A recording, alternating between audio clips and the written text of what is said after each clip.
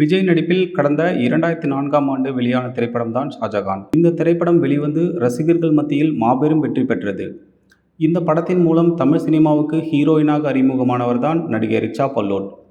ஒரு மாடலாக தன்னுடைய திரைப்பயணத்தை தொடங்கிய இவர், கடந்த 1991ஆம் ஆண்டு லாமி என்ற ஹிந்தி திரைப்படத்தில் குழந்தை நட்சத்திரமாக நடித்திருந்தார்.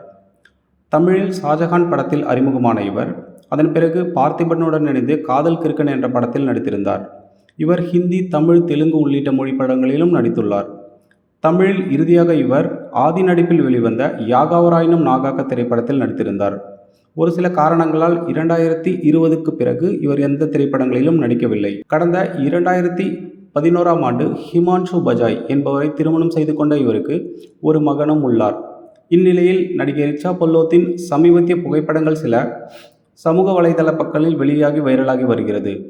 இவரின் லேட்டஸ்ட் புகைப்படங்களை பார்த்த ரசிகர்கள் பலரும், ஷாஜகான் பட நடிகையா இது, இப்படி ஆளே அடையாளம் தெரியாமல் மாறிட்டாங்களே என்று கேட்டு வருகிறார்கள்.